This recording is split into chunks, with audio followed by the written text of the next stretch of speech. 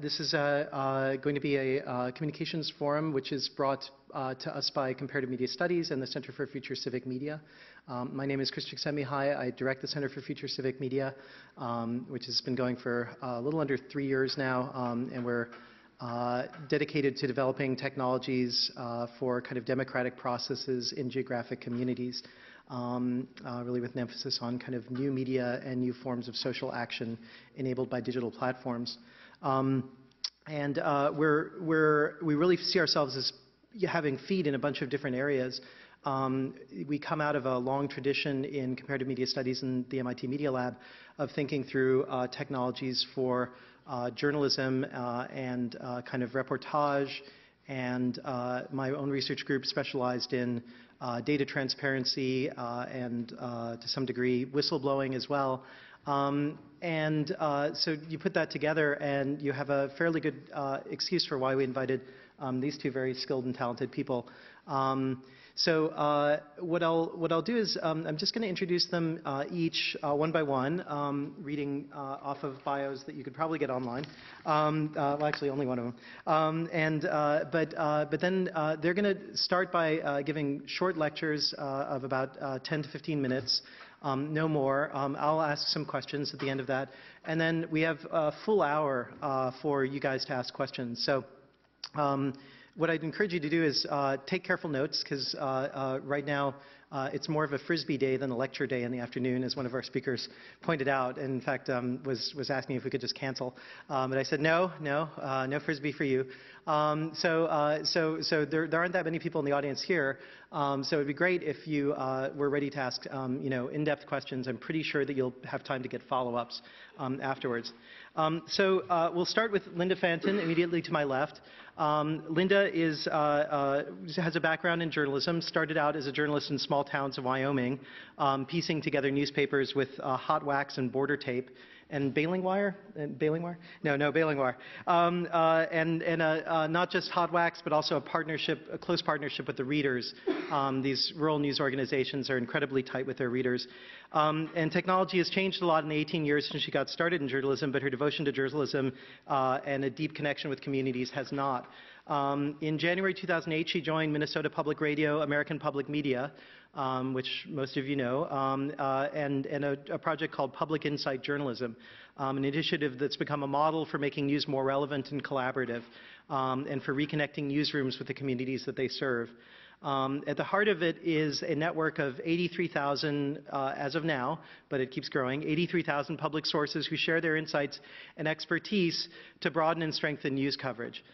Insight analysts use online games, simulations, and collaborative tools to help newsrooms around the country identify emerging stories, define major news projects, and engage citizens. After editing weekly papers in Wyoming, Fanton spent a dozen years as a reporter and editor for the Salt Lake Tribune, where her investigative and storytelling skills were frequently honored. She worked briefly for Newsweek before moving to Minnesota, and continues to write a monthly column for the Salt Lake Tribune. She's taught and lectured on journalism at the University of Wyoming, where she earned a BA in journalism in 1992. So thank you so much for joining us. And next we have Ellen Miller, who's the co-founder and executive director of the Sunlight Foundation, a Washington-based nonpartisan, nonprofit organization dedicated to using the power of internet to catalyze greater government openness and transparency, and really the preeminent organization doing this in the United States. She's the founder of two other prominent Washington-based organizations in the field of money and politics, the Center for Responsive Politics and Public Campaign. And I have to say that I first engaged with CRP when one of my students was doing a big government transparency project, and found that the CRP database was absolutely the best database on politics and money. And he was basically building a system that merged it with a bunch of other databases by a bunch of other organizations. And then we got a cease and desist letter. But on following up, they were very generous. They had real concerns, and we addressed them. And so a phenomenal organization. But she keeps producing them one every 5 years, 6 years or so. It's just incredible. She's a nationally recognized expert on transparency and the influence of money in politics. Her experience, and that's recognized as an expert on commenting on it, not participating in it. Her experience as a Washington advocate for more than 35 years spans the worlds of nonprofit advocacy, grassroots activism, and journalism. Ms. Miller's work was recently featured in Washington Magazine, Fast Company, who called her one of the most influential women in technology, Wired, who said that she's one of 15 people the president should listen to, and the Chronicle of Philanthropy, and many more. She's also served as Deputy Director of Campaign for America's Future, publisher of TomPaine.com, and a senior fellow at American Prospect. She spent nearly a decade working on Capitol Hill to great effect, and she blogs regularly at sunlightfoundation.com. So without further ado, we're going to have Linda open and give a presentation about public insight journalism. So thank you. Not yet. That's the deaf now. I get to use this, right? Yeah. And I think he's bringing you up. Well, thanks. I really appreciate the opportunity to be here. As Chris said, I started my journalism career in a bunch of small weeklies in Wyoming, and I always said that people read the paper to find out if we knew what they knew. Which was absolutely true. So I joined NPR, American Public Media, a couple of years ago. And the Public Insight Network, Public Insight Journalism, was in full swing. It was founded about 6 or 7 years ago by some really smart people, Bill Kling, Michael Scholar, Bill Busenberg, and a couple of other folks who are still on our staff. And technology has changed a lot since then. I mean, 7 years in today's world is like centuries with the changes that we're seeing both in media and technology. But there's this basic premise behind PIJ. Many of you, if you've heard of it, it's a big database of sources, but it's really grown into something much, much more. It's actually almost a community of practitioners, if you will. I mean, we're now embedded in so many newsrooms that we sort of see this as a great model for networked journalism and community engagement. And so I just going to take a little time to walk you through a little bit of the particulars, but maybe to focus on how it's kind of reshaping news gathering in newsrooms around the country. So the principles behind PIJ are pretty simple, that people out there in the community have a lot of different expertise, basically through their experiences, or maybe they have authoritative expertise, and they really want to share it with us. And if we can tap into this, if we can collect it, if we can tag it, categorize it, and infuse it into our journalism on a daily basis, we can make that coverage richer and deeper and, more importantly, more relevant. So what's an example of someone who might be in the network? Well, an airline mechanic with 20 years experience of working on Boeing 737s is going to have a certain amount of knowledge about the airworthiness of that plane, maybe even more so than an FAA instructor who's examining data and reports, because they've actually generated the reports. So those are the kind of people who are in our network, as well as FAA instructors, actually. Elizabeth Warren knows a lot about bankruptcy, but someone who's been through bankruptcy has different kinds of insights they could share on those issues. And so when people hear their voices and their stories reflected in news coverage, they connect with it. It becomes more relevant, and relevancy builds trust, and trust is something that's sorely lacking in the media today. But again, PIJ, I think, is more than that. It's actually grown into this system of engagement, if you will. And the idea is that as people share their firsthand insights and such, and they can become more informed about their communities and become more engaged and therefore more able to solve problems. And in the case of what we're talking about here today, that builds a much more robust democracy. And this is a principle that's fundamental to public media, which is why it's not surprising that this whole system sort of took root at a public radio station. So how do we build this network? Well, we do it through a variety of means. We do it through our websites. So every partner that has PIJ embedded in its newsroom will have a website. We will create web survey forms for the people in the network, and we'll post those links on the websites. We'll do call-outs on the radio and steer people to it. You see news orgs all the time doing this on Facebook now and Twitter. They tweet out a question, hey, NPR, National Public Radio is looking for people aged 30 to 45 who just got kicked out of their homes or are under foreclosure. We just happen to have a system that captures it all in a database, and therefore it's searchable, and it kind of changes the way you can approach journalism. We also reach out through, you know, oh, let's see, it looks like these things are kind of all on a click here, sorry. They used to be automated. Again, social networking, social media, we use that as well. And we also have developed a number of serious games that both work in this area of government transparency and providing data and information to people. But at the end of each of these games, people have the option of joining the Public Insight Network, providing some demographic information, and then comparing their results. I'll talk a little bit more about budget here in a minute. We also meet people face-to-face. I mean, digital tools are great, but when you really want to have engagement with the audience and the public, sometimes you have to meet them where they are. Not everyone has access to the internet or a computer to fill out a web survey, so it's really important that we do a lot of face-to-face work. So, but the important thing is kind of what we do with people's insights. This is what counts. This is why people sign up. When you have a database that's searchable by zip code, by passion, interest, expertise, occupation, you can quickly reach out to people and get insight. If you're familiar with the story of the airplane, the Northwest airplane that overshot the Minneapolis airport several months ago, and it kind of became a big national story, we were able to turn to our database really quickly, not only identify pilots, but pilots who fly the highly automated A320 plane. And in this case, we found someone who had 9 years experience flying the plane, who was now an FAA consultant and had written his master's thesis on the consequences of boredom in the cockpit. It was incredible. We got him to write a commentary for the website, so most news organizations were sort of talking about, you know, what happened in this instance and how dare you let people get on their laptops and have conversations. We actually had some real insight into why that's actually a good thing. We also are able to let people's voices sort of be heard on their own terms. So in this case, we wanted to find out how, on the 50th anniversary of Sputnik, how that event had changed people's lives. We focused on the scientific community. We got a survey out. We distributed it. We contacted people who have connections to scientists, and we were able to gather a ton of really rich stories that both aired on the radio, became a slideshow, and now we have 250 physicists in the network. As a journalist, you might think, wow, I need to talk to a physicist. But think how it changes the way you do your job when you go, I have 250 physicists. What would I like to know from them? It's a much different process. When you have journalism is often done with this catch and release method. Reporters interview people, they're done with them. They may contact them another time, but it's only when they need something from them. Because we regularly reach out to people, we make it a point to try to contact people in some fashion once a month in the network. We're sort of maintaining a connection and relationship to them over time.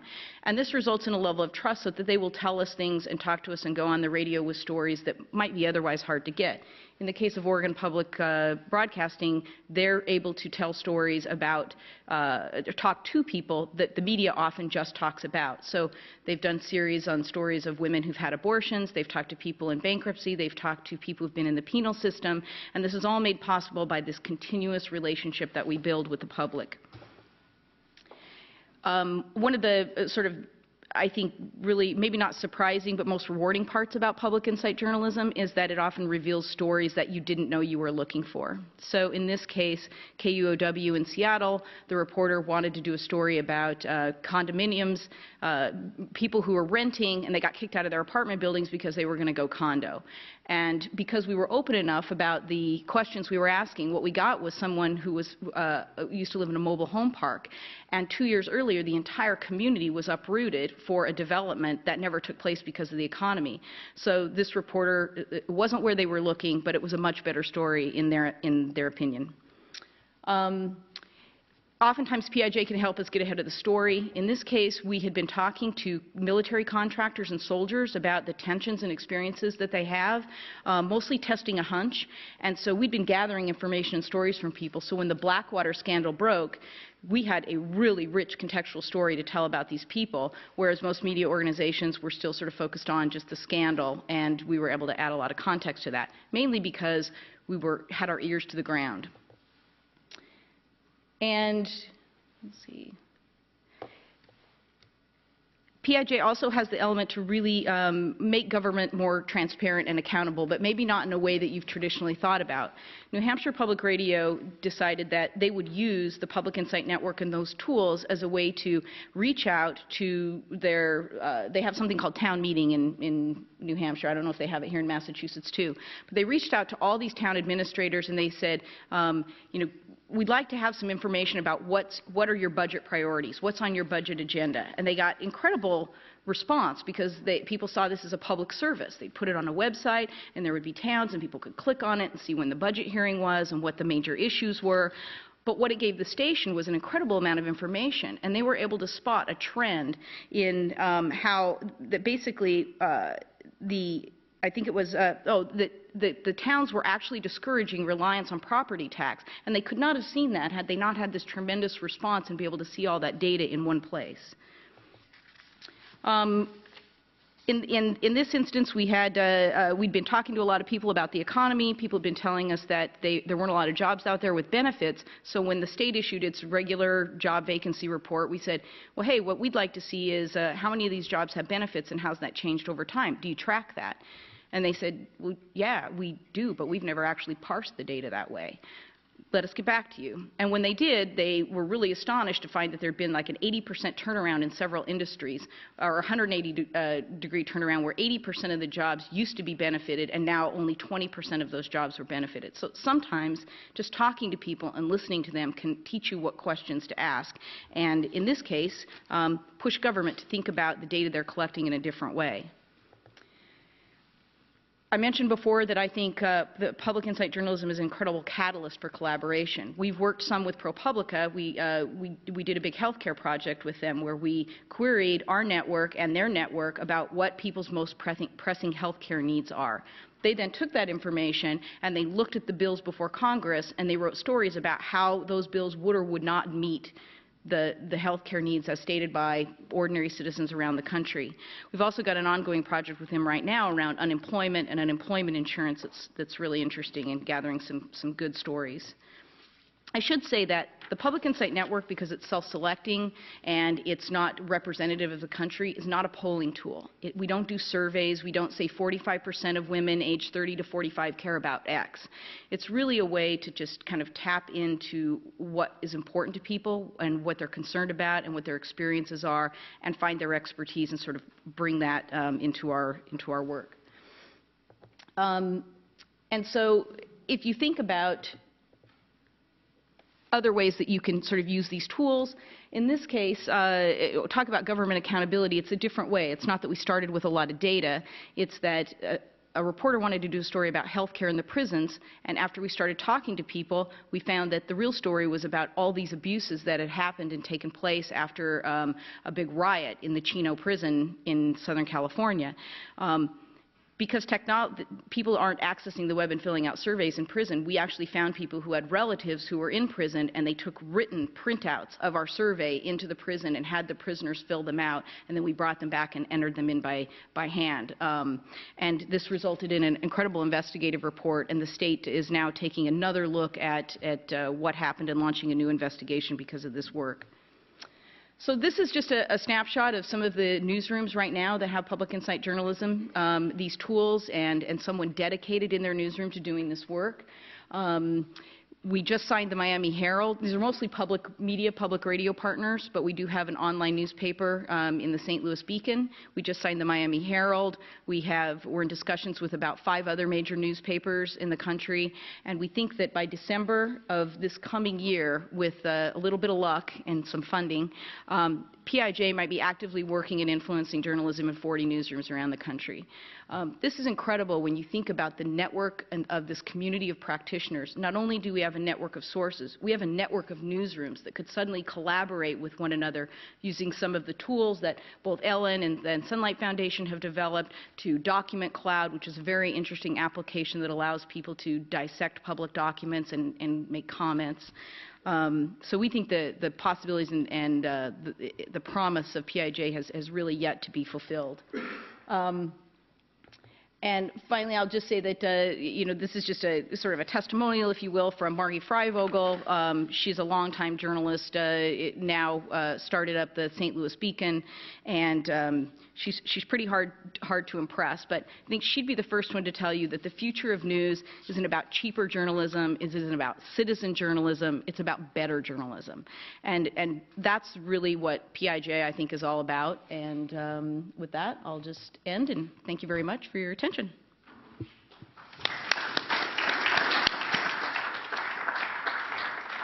Thanks, that was phenomenal. So now Ellen Miller from Sunlight Foundation. All right, so I confess I'm the one who suggested the Frisbee game. And I want to say to Chris that I was not at the Center for Responsive Politics when they ordered the cease and desist order. And you will be happy to know that all of their data is now available through an open API, thanks to funding from the Sunlight Foundation. So things do change in this world, for sure. So let's...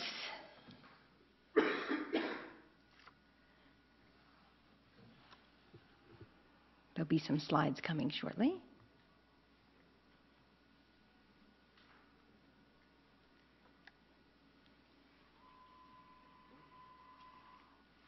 Progress. There we are. So thank you, Chris, for having me. I have to confess, this is my very first time at MIT, and I'm just wowed by the architecture of this building and the student presentations that I saw this afternoon. It's terrific. It will not be my last visit here. So thank you for having me. So the Sunlight Foundation is a 4-year-old organization that was designed specifically to use the power of the Internet to catalyze greater government openness and transparency, and to provide new tools and resources to media and citizens alike. We take our inspiration from Justice Brandeis's famous adage, "Sunlight is said to be the best of disinfectants," and we're committed to improving access to government information by making it available online. Indeed, redefining what public information means as being online. And by creating new tools and websites and using social media to enable all of us to analyze the information and pull our collective intelligence in improving it.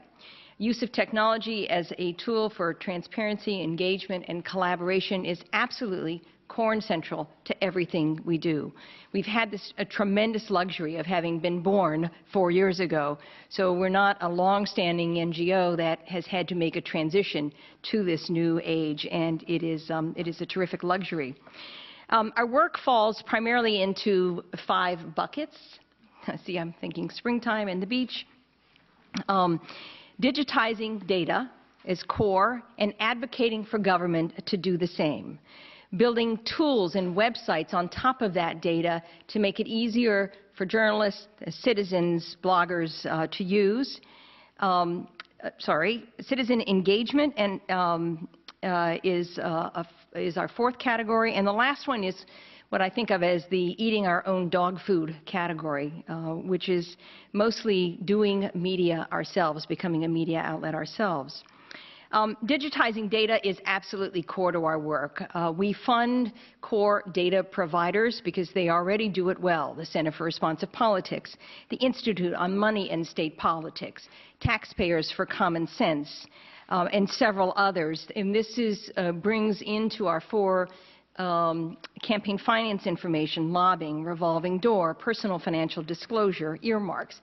This kind of data we refer to as influence data, and it's very core to our mission to follow this kind of data.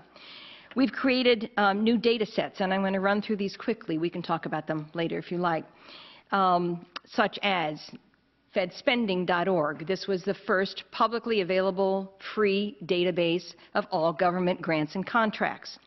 Subsidyscope.org. This is a project of the Pew Charitable Trust, a project to follow all government subsidies. You've never been able to search them all in one place at one time.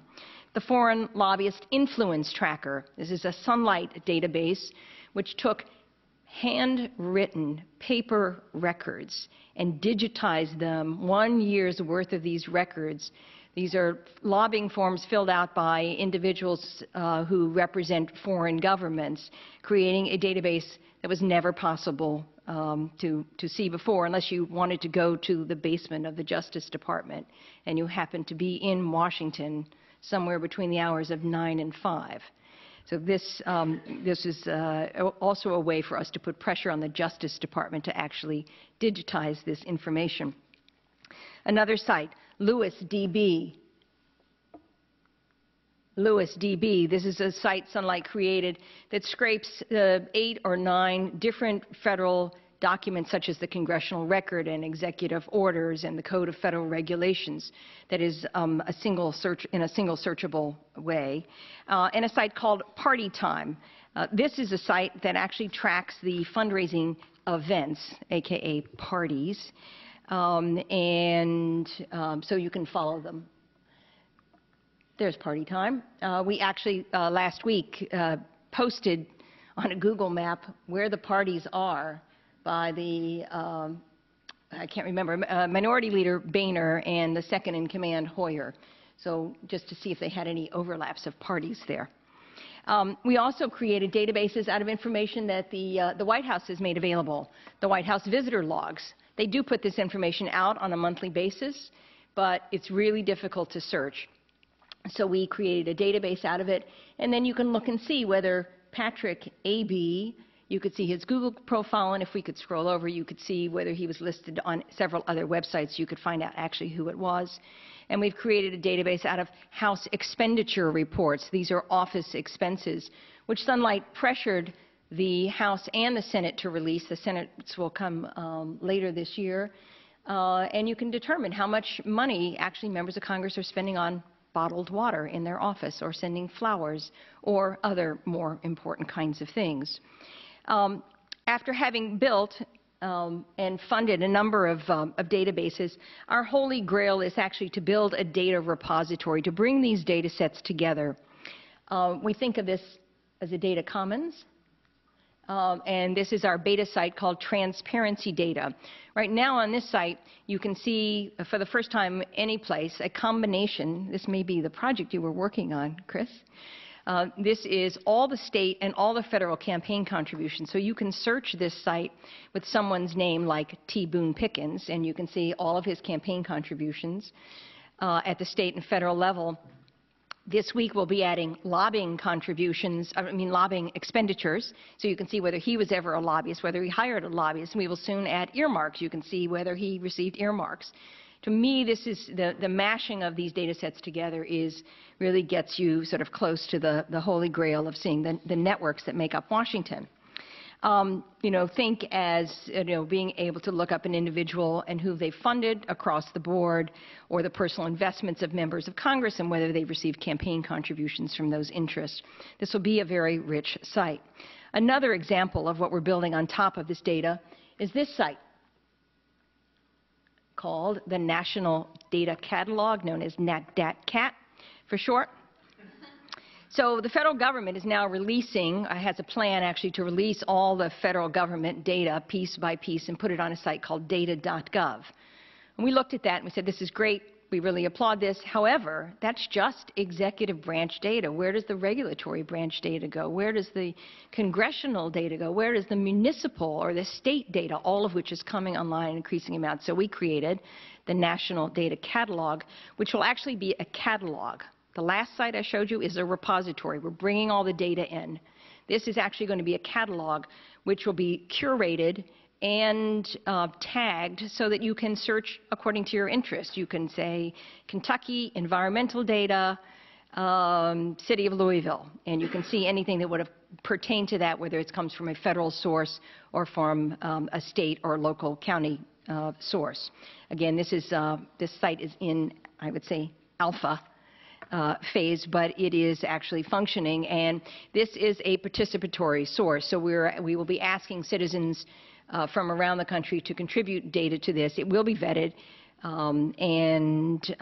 but we expect it to become a very rich source as we are seeing a torrent of new federal data across the board in terms of issue and topic. We are also, to make use of this even easier, building a series of widgets based on the very same data. It's another way to display it, and web services that make it easier for journalists and bloggers to add all of these rich resources to their websites. I would say this is in pre-alpha. Lots of things in the pipeline. This work, this data-focused work, really sloshes over into the second bucket of our work, which is the development of tools and websites to enable citizens to quickly grasp and understand the data. One example of this is our flagship site called opencongress.org. This is a joint project with Sunlight and the Participatory Politics Foundation.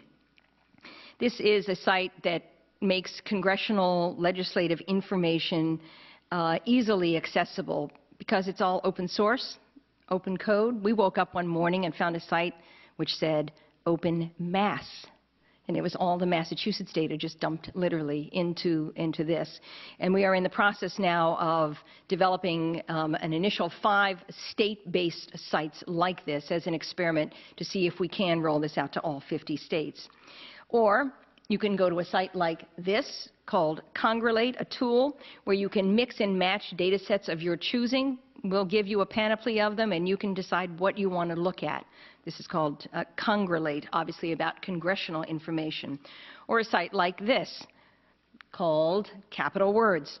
And this is a website that takes the entire congressional record every single day and creates an algorithm by which it can sort and determine the single most frequently spoken word of the day. And you can use this site to see what your legislator might have said on that particular day. And you can search by Congress, you can search by yesterday, by month. It's actually fun, but also quite interesting because you can see fascinating political patterns. Or we do things that are a little bit more fun, like this, which is an augmented reality app. This one we have plotted recovery.gov projects, and you can see them as you walk down the street. I actually haven't tried it here in Boston. I have it on my iPhone.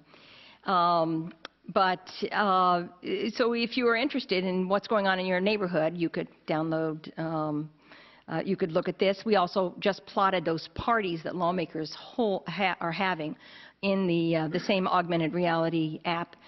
And so if you're walking in Washington, you can see where the parties are. We are into the mobile app space as well. This one is for the iPhone, called Real-Time Congress. I showed this to a member of Congress earlier this week, and he downloaded it immediately while we were talking, and he looked at it. This provides all kinds of information about what's happening in Congress right now. He looked at it, looked at his staff, and he said, "I don't need you anymore." The staff was horrified, of course.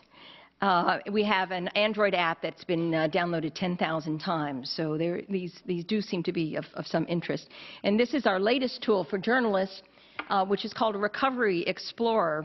It's not our prettiest site, but it may be among our most useful. So all this data comes from recovery.gov, and in this application you can actually drill down to the recipient by state, by department. It's really quite an extraordinary tool for reporters. Sunlight has always been into the engagement business. We know, and we have known from the very beginning, that they're critically important to our work, to the huge task we have of making government more transparent. Our Sunlight Labs has successfully developed and engaged a community of over 2,000 developers with government data. We've done this through 2 Apps for America contests, and we just launched our most recent contest, which we should talk about sometime, Chris, called Design for America, which is a proactive attempt to reach out to designers, again, to engage with government data. Our Open House and Open Senate projects have engaged experts and citizens in identifying easy ways for the House and the Senate to use technology to become more transparent. And we, of course, discover the same thing that Linda has discovered, which is when we do these lists, there's the retired ex who spent 25 years working in Congress who knows, every rule, every regulation, and they now live on the West Coast. But through the groups that we've developed, we can get their expertise and help. They very much help contribute to the kinds of things we advocate for. We've held 2 transparency camps, which usually have a mix of developers, government, citizen activists, and in fact we have one next weekend if people are interested in signing up for it. We've launched an ongoing platform for distributed research called Transparency Corps, a place for citizens to engage in ongoing research with us.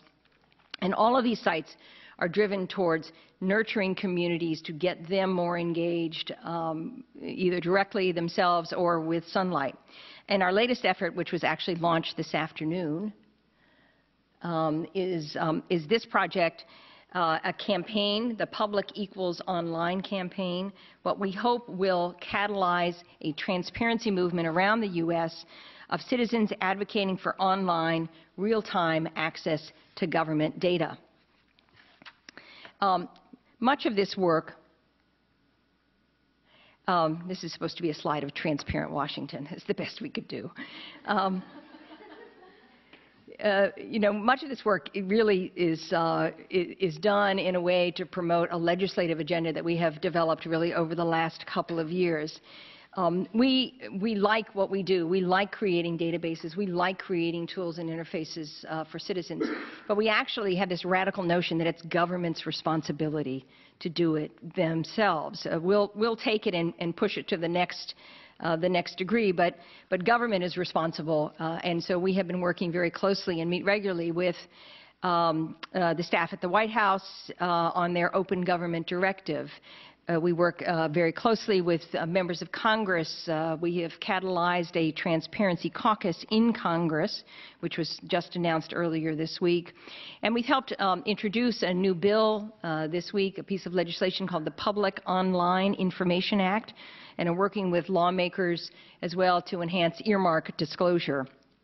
You wouldn't be surprised to hear we favor systemic lobby reform, which means online real-time reporting, and dramatically enhanced online disclosure of campaign finance information, particularly in the wake of the recent Supreme Court decision, Citizens United. The final bucket of our work is really to practice what we preach, becoming a media outlet ourselves. That's the eating our own dog food side of what we do. So this is a shot of our homepage, where on our homepage we host 6 different blogs with rapid-fire commentary from maybe 8 or 9 different bloggers. Most of the staff blogs in one direction or another. We have one website that's actually just devoted to our reporting, called the Reporting Group website. And this is a site that has a number of interesting features, not only a Twitter stream from the staff of this particular group, but it has a real-time ticker, so as new data is released, it actually appears on this site as well. We develop regular visualizations of our work. This is one that shows Senator Max Baucus's former staff connections and where they now work in the pharmaceutical and healthcare industry. Got a lot of attention.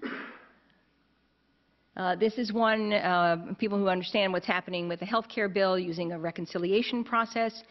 A lot of hypocrisy about whether Republicans voted for bills under reconciliation or Democrats. We said, well, let's just do a graphic. And so we did. So we see this as part of our own media.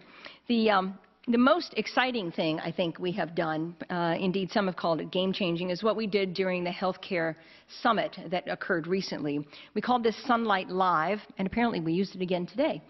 So what you see is an embeddable video of the healthcare summit, and to the right of that were industry donors to the person who was speaking. So we had an editor in the room who would put up the leading donors to the members of Congress, or how much money they receive from a healthcare interest, et cetera, constantly feeding data into this. We had a live blog just below this in which 4 or 5 staff were just throwing data and throwing information onto the screen. And then we had, of course, the tweet stream there. And it was an experiment for Sunlight. I mean, we ended up, one of our staff called it data jamming.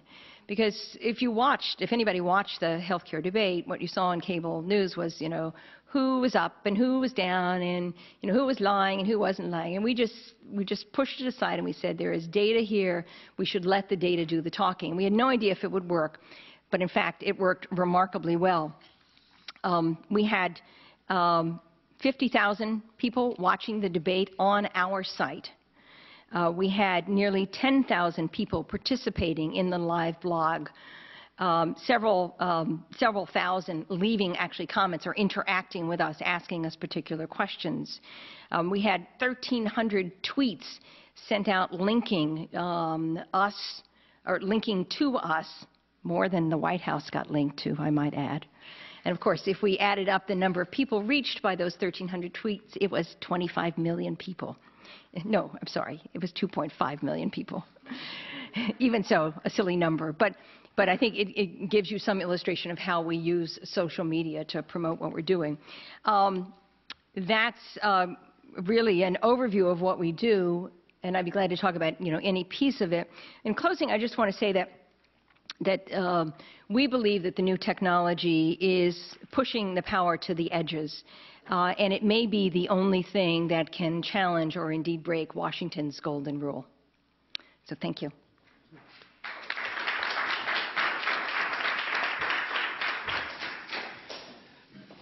Well, I want to thank you both for two really riveting talks. We're really honored that you could join us. And I guess when I framed the event, I had originally thought that I would frame it as something like Sunlight comes and essentially takes information from the top down, from the federal and the governmental level, and makes that accessible to the public. And public insight journalism, on the other hand, takes kind of information from the public, pulls it together through journalists, and then brings it back out.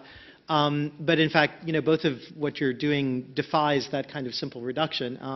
So I find your actual talks of the many different ways that the information is being used and personalized by people and thought through different social processes to be really interesting. I guess I'd start, Linda, with a question for you that actually will be relevant to both of you probably, which is that you describe this in some ways as a catalyst for collaboration, and you talk about the role the journalists have taken through this process by taking these stories or feedback from people, and you contrast it with what you call the catch and release model, where a journalist goes through their Rolodex, which is often a very tight Rolodex, or sometimes reaches into the phone directory and brings in experts to comment on a particular project. And I think you showed several really interesting different ways that this goes beyond that typical, what I would maybe call catch, misrepresent, and then release model. I'm talking about you, Wall Street Journal. But so what I'm curious about, though, is that how much do you see this as an intermediary step? I mean, do you think that the role of journalists is increasingly changing because you have access to these databases? In the case of Ellen, she's making a lot of data that would have taken a lot of work of a concentrated person to have to go dig out 9 to 5 in DC to be able to access it. Increasingly, that data is becoming public, and increasingly we're also seeing that a lot of news gathering seems to be happening through distributed means, as blogs are doing document dumps and asking for their own collaborative. So to some degree, I'm curious, do you see the role of journalism changing, and do you still need the journalist to do that refining and storytelling, or do you see it more as a collaborative process like in those smaller newspapers that you started out in? Well, I do think there's a role for journalists. I think journalism is changing, and our definition of journalism is changing. But there is always a need for sense makers, for people who see and are. I think the problem is that we have reporters, because of technology, have actually become, in many cases, handcuffed to their desks and to their computers, and they're not out in their communities, and they're not talking to as many people as they used to, and therefore there's an echo chamber that has developed. I spent 18 years as a reporter and as an editor, and there's a reason journalists have usual suspects. It's because they've vetted them. In many cases, they know what their conflicts of interest are. They they know to some degree when they're they're bullshitting them, and so they turn to these people because they've built some trust. But unfortunately, that has really cut off access. So I would say that yes, it's changing, and it's changing as we speak right now. So will things always will citizens just become their own reporters? I don't know. I will say that the people that we talk to in our network don't want to do our jobs for us. They tell us that. They want to be invited into the process, and they want to share what they know, and they're tired of seeing a story on TV or reading it in the newspaper on a website and saying, they got it wrong, why didn't they ask me? And yet they feel like they have no invitation to be part of the process. And I'll just finish by saying that I am constantly amazed at how little demands they make on us. We're constantly asking them for their knowledge and their expertise, but even our own capacity, if we use their insights for every story we do on the radio, it would still not come close to unearthing the insights that they've given us. Rarely does a source say, why wasn't I interviewed by a reporter? Why didn't you do a story based on what I told you?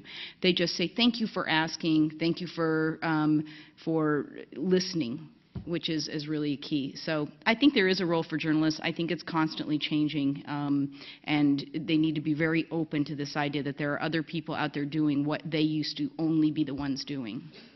So let me just do a really quick follow-up, which is, that there's I think we're both funded by the Knight Foundation, and one of the other projects that they funded was a project called Media Bugs, which was a very interesting project that borrows a metaphor from software design, which is a bug tracking system, much like a ticketing system in a lot of other businesses. But basically, when someone when their application crashes or there's something, you're getting a template error on a website, and you can't explain it, then basically you submit a bug, and the bug says this is an open bug. It's assigned to someone, and they basically have to respond to it. And so this Media Bug project is basically about how do you actually get a newspaper to be responsible for things that they've mispublished, misinformed.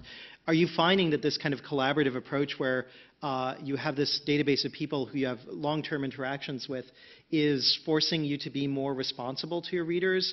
Media Bugs was created because lots of people send letters to the editor saying you got a factual error, and there's never something published to acknowledge that by the paper. Are you finding that that's something that you are in the situation of less because you're in more feedback, or? Well, I wish I could say that we're a total open process that way. In that, yes, in some ways, just being available and accessible to people and having dedicated people in a newsroom whose job it is to interface with the public automatically brings that information closer to the newsroom. So reporters and editors get feedback all the time. They get emails saying you got this wrong or what have you, or maybe the web editor. But when you have a person devoted in your newsroom to really talking and listening to the public, and then they carry that information, I think it does bring a little more pressure to bear to correct that information. I will say in the future, the way we envision some of our tools right now, it's a very transactional relationship that we have with the public. We ask them, they respond.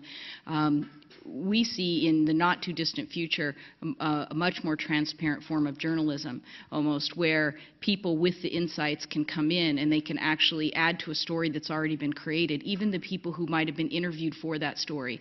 As we all know, reporters take a fraction of what they get from a source and put it into a story. There's always so much more to the story. Why not provide an avenue for people to come in and say, yes, and here's just another point that I might add to that, and invite the public. It's not quite wiki news, but we do think that there needs to be greater interaction and greater openness and transparency just with the journalistic process. Great, amazing. We'll be taking questions in about 10 minutes or so. And so, Ellen, this is sort of related, but as you're increasingly moving, so my first question is there anything that you guys don't do?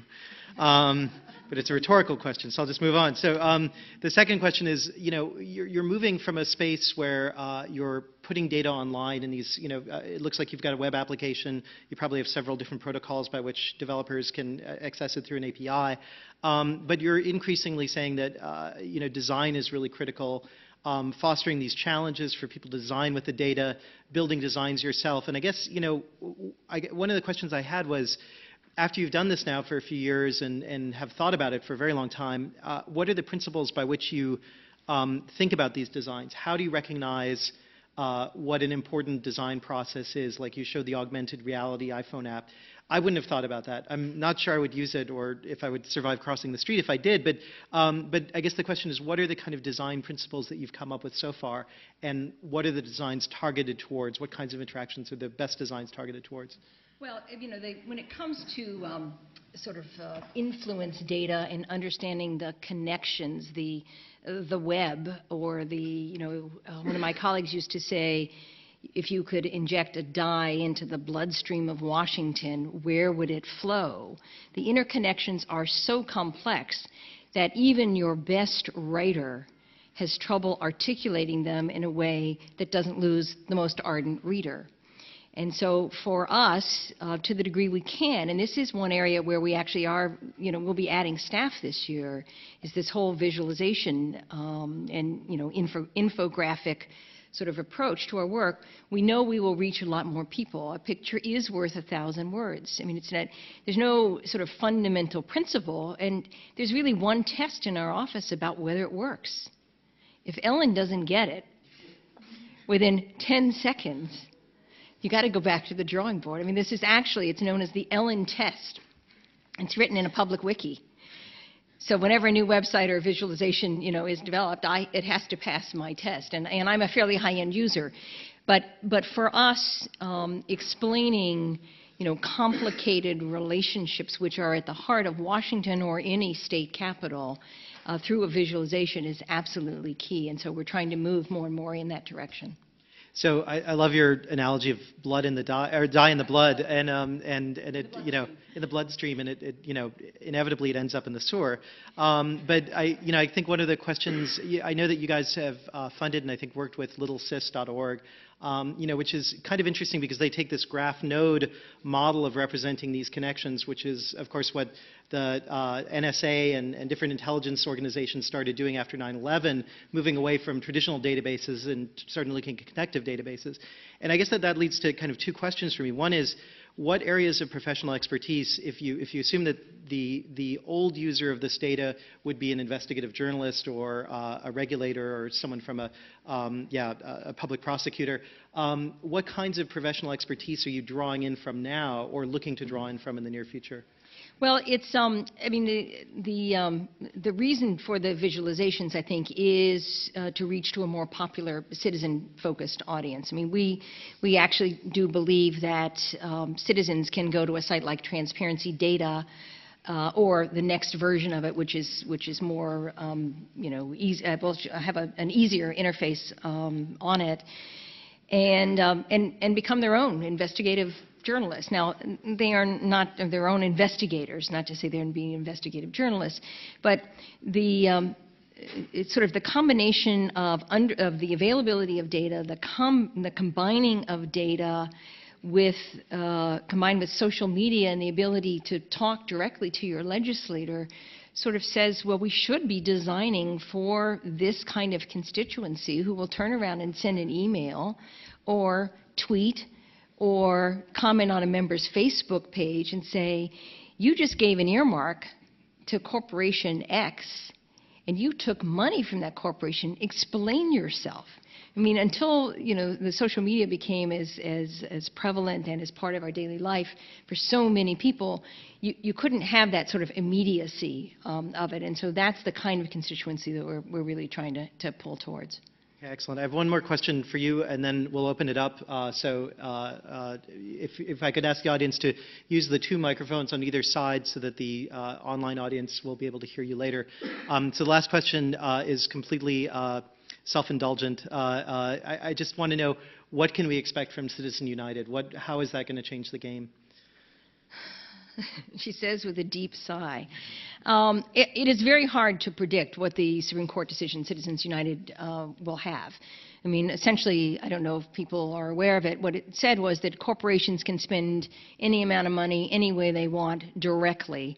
And prior to Citizens United, there were barriers set up. They had to spend it through a political action committee, or they had to spend it through another organization. So now they can spend it directly. My own prediction with respect to political spending is that corporations will not, for the most part, get into direct spending. Because if I am Home Depot, and I really don't like you as a candidate, and I spend $250,000 against your candidacy, I could lose a lot of business, and I don't know how much business I could lose. So I might give it to the Citizens Against Chris as a conduit. Check it out online. As a conduit. So for us, from Sunlight's perspective, we must have real online, real-time online disclosure so we can follow actually what the corporations do, whether they do spend it directly or whether they use conduit spending. I think the most nefarious impact of the decision might be that the lobbyist from Home Depot, just to use an example, will have an extra something in their arguments for members of Congress. And if I were a member of Congress, knowing how timid they all are already, and I'm asked to support an amendment, I will think twice or 3 or 4 times before I say no, because perhaps this corporation will go into my district and spend $250,000 and try to knock me off. Okay, great. So, Charles Datar, do you have a question? Oh, William Riccio first. There we go. Okay. Sure. So it strikes me that a core question here, a core issue is redaction, right? The more information we have, the greater the challenge of trying to parse out what precisely we need. The tools, Ellen, that you talked about look great in terms of helping, offering a number of different ways to crack this data and make something of it. And yet we're at a moment where, in terms of public discourse, the things are kind of more simplistic than ever. It's big headlines, it's CNN and Fox kinds of highly simplistic, highly polarized debates at a moment when we have these affordances that give us a huge amount of data that require fairly nuanced analytic strategies and fairly nuanced redactional strategies to make some sense out of them. So I guess my question is, how do you see, these are amazing sources, how can we enhance their use? How can we get more people to actually make critical use of these resources? Is this an educational problem? Is this a problem of public culture? Where do you see, well, I see barriers to the use of this. I mean, you may be satisfied with the numbers you're getting, but if we were to try to enhance use of this, what might we do? Where might we look to sort of get a more alert and active and redactionally aware public? I think terrific questions to which I do not have the answers, I'll say at the outset. Clearly, the success of this lies in broader and broader citizen engagement. We have to enlarge the circles of people who are used to interacting with this information. We have to get it into people's hands. They have to know that it's there when they want to use it. I mean, I think the brilliance of what Linda has done has been to create a community which is growing, I don't know at what rate, but to make sure that there are core users in each community who know that data and information, is available. What we are witnessing with the American government is a huge cultural transformation with respect to opening up their data. I mean, the nonprofits are just learning that they have to open up their data as well. And so I think that we have to understand that the government holds data that is of interest to us. We were discussing the other day that, the Department of Transportation, or FAA, has had data on collisions of airplanes with birds for years. Who knew? Who cared? Right? Until we have, a plane crash.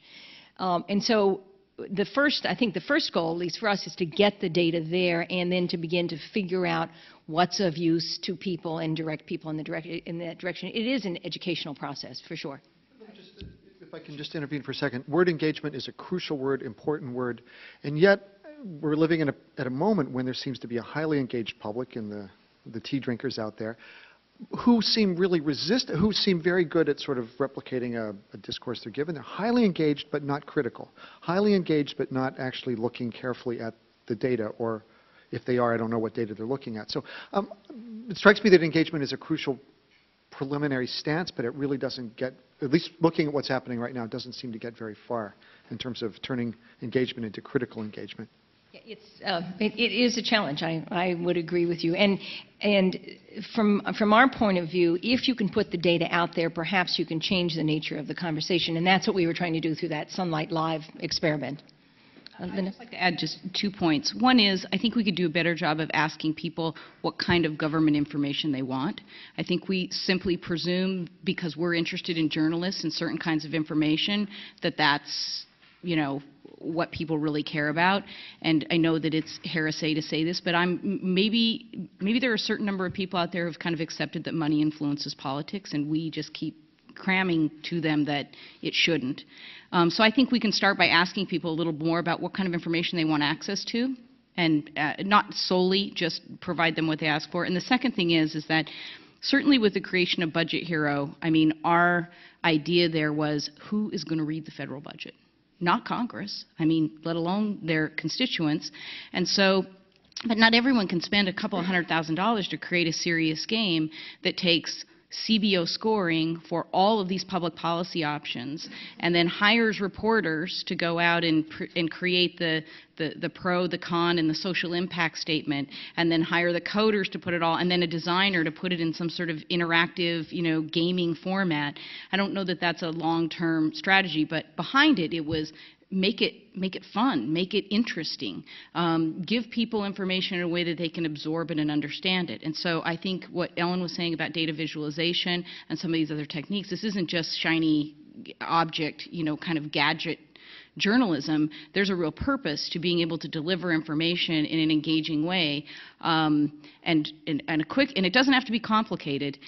During the Al Franken, Norm Coleman Senate recount that went on and on and on for months, one of the things that process did is that it allowed us to take a look at actual ballots that are cast, which none of us would ever have access to, or maybe even the inclination to see, and because there were all these disputed ballots. So we were able to take them all and put them online and allow people to be the judge of who should get the vote. And what was crazy about that is what people do in the voting booth. They draw pictures, they initial things. Oh, I didn't want to vote for that person. And if you put any kind of identifying marks on a ballot, it disqualifies it. But who knew that until we actually, and so we did a very simple thing. You be the judge. We'd show them the ballot. We couldn't figure out who that person voted for, but you would get to take a crack at it. That helped them understand what those judges were going through on a daily basis, and it cut beyond the rhetoric of you know, Franken's doing this and Coleman's doing that, and his camp has influenced the judges this way and this way. It actually put the citizen right in the middle of the process. So that would be my answer, is that, you know, we just have to, I mean, sadly, we do have to make it interesting. Ryan O'Toole. Thanks for the really engaging discussion. This question is for Ellen. So you said just now that your primary purpose is just to get the data out there and then to figure out how to direct it or what to do with it. And maybe I missed it in all of the websites that you showed, but what kinds of activities are you supporting that are more directed? I mean, there is this like politics built into what you're doing, which is about data sharing and you know, public disclosure. But I'm guessing that gets used by people who have a variety of conflicting politics. So, you know, do you support those kinds of activities directly, even, you know, now that you're supporting them indirectly?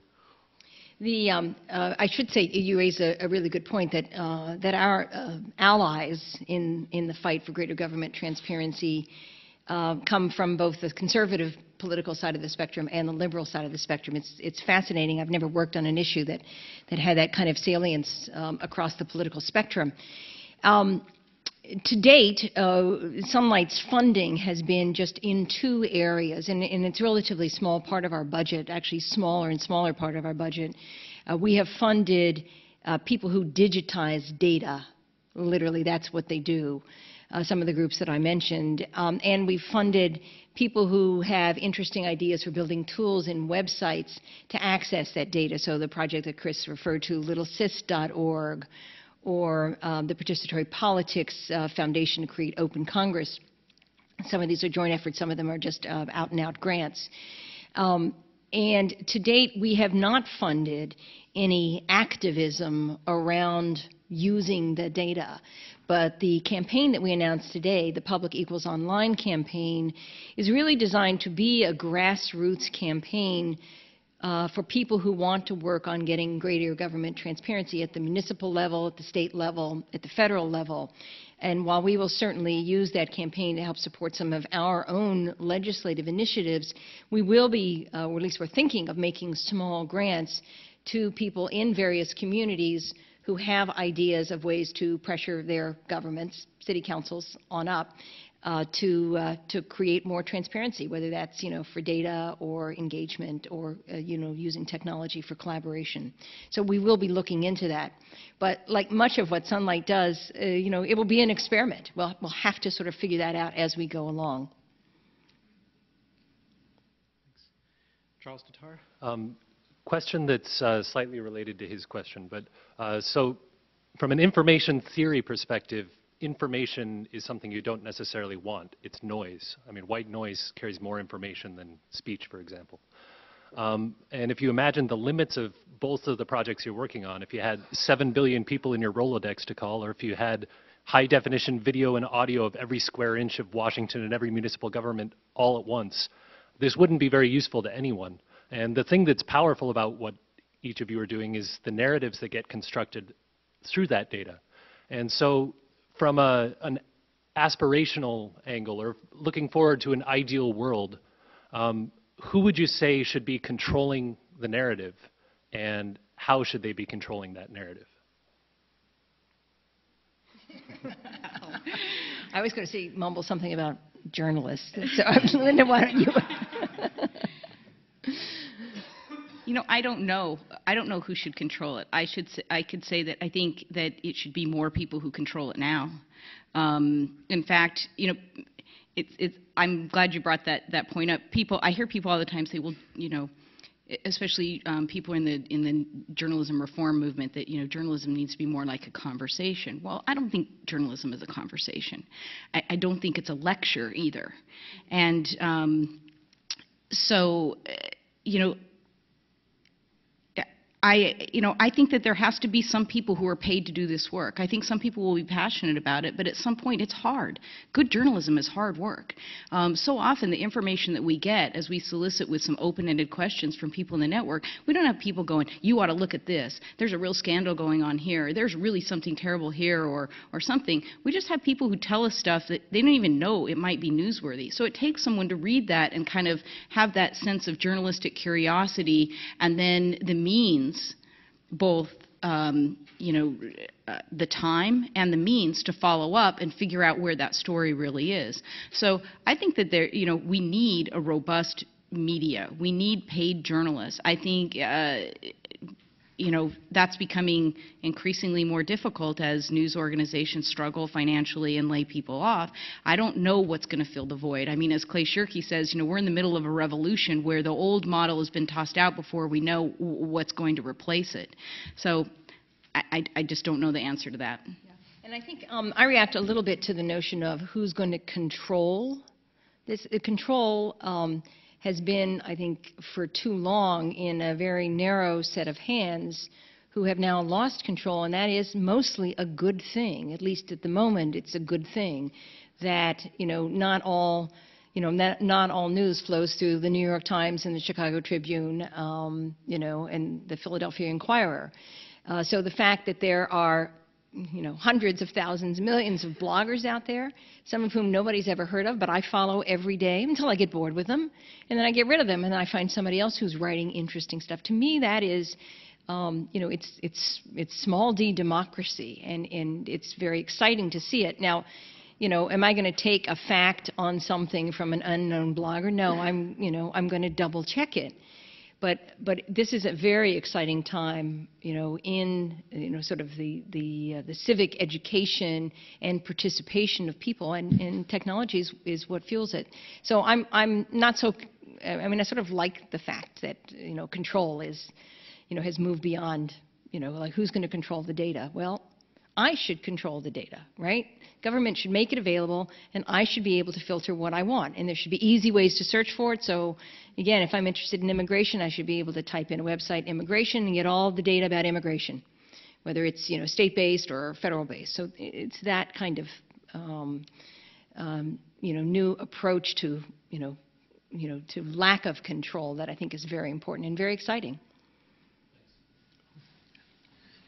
Hi, I just want to say that I really respect and admire what you're both accomplishing right now, and I think it really contributes to the shifting landscapes in our understanding of information and journalism. And my question is for you, Linda.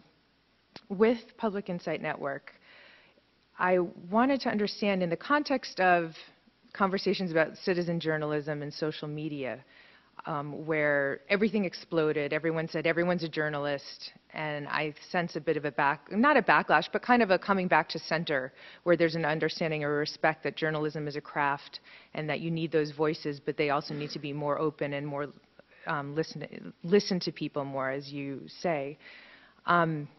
I was wondering, with the network, where it seems like people are submitting their stories and their ideas directly, from my understanding of the network and your presentation, what are the expectations you find from the people who do submit their stories?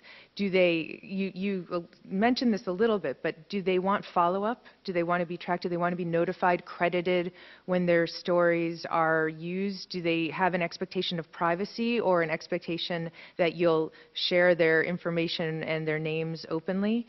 And what are the practices that you and your team have developed to to navigate this new space? And kind of as a related question, how do the newsrooms handle that? Are they getting the message from you guys? And are they adopting the network? Are they over-adopting it? Are they using it, relying on it too much and not getting out enough? And then are they respecting the rules that you've set in place when they use it? Yes to all of that. Well, I'll start by just explaining a few fundamentals. So, not having been around when PIJ was formulated, but I think I can kind of figure out what the principles at play here were. It's based on an assumption or a bias toward confidentiality. So everything everyone shares with us is confidential. It's not published unless they give us explicit permission to do so. And so we get that permission in a number of ways. And now it's also implicit that a reporter can contact them. It says so in every message that a reporter or producer may contact you to follow up. Now, we don't have perfect information on all 83,000 people in the network. There are a certain amount of information they have to supply, an email address, and most of they can come into the network through some of the serious games. It's a very low barrier to joining the network. The key is in the follow-up.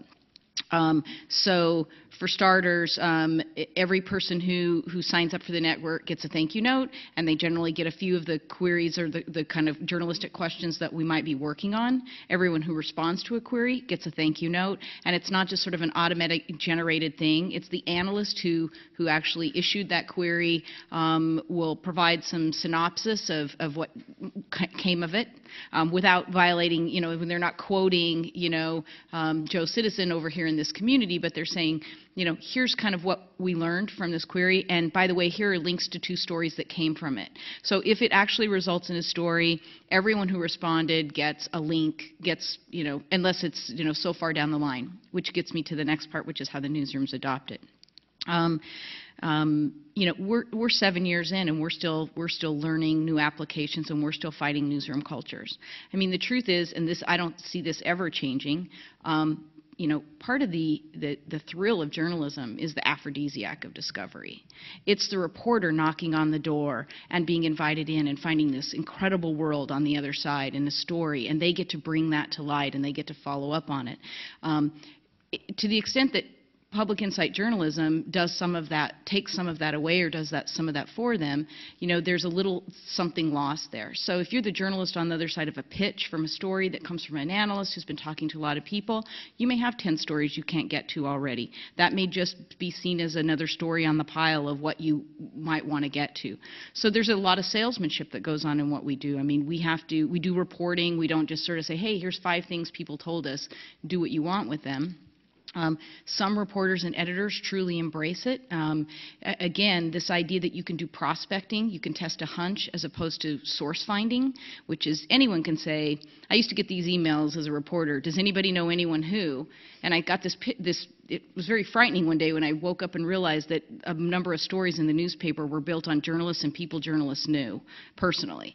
So this has put an end to that. I mean, no one sends out emails that say, hey, does anyone know anyone who's going through foreclosure, because we have a whole network of people that we can look for. But it's getting better and it's getting more exciting. The idea that we can use the network in some incredibly creative ways, we've used a click fix. See click fix. I mean, Boston did I think the Globe did a great pothole project. I mean, that just makes it very easy. What was interesting about that is that the public officials who are responsible for fixing those potholes get emails, and we got a really nasty email from the Public Works director in St. Paul saying, well, I'm getting all of these emails, and it tried to go in and kind of fix all the potholes so he wouldn't get any more, or someone on his staff did, until they said, no, you can't do that. So there's a lot of high touch with PIJ. I don't know if we're going to be able to sustain that when we get to 500,000 people. That's why it's really critical for us to put more control in the hands of the actual source, of the person out there. Instead of waiting for us to email them a survey, they have access, and there's some collaborative filtering that suggests things to them based on what they've told us about themselves. And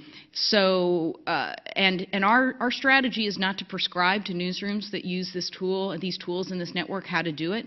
And then I'll say one final thing. Yes, it can turn journalists into lazy journalists, because if all you have to do is sort of dial a source whenever you want, the idea is it actually could preclude you from maybe doing a little more. So that's really up to newsrooms to manage the expectations and to really think creatively about how they might use this to do news gathering. How many people now staff the network? Well, for the most part, outside of American public media newsrooms, it's one analyst, one newsroom. In some cases, it's one analyst, two newsrooms. In the case of the St. Louis Beacon, they are jointly building a network and accessing it with KETC Channel 9. The Miami Herald will be working in conjunction with WLRN Public Radio.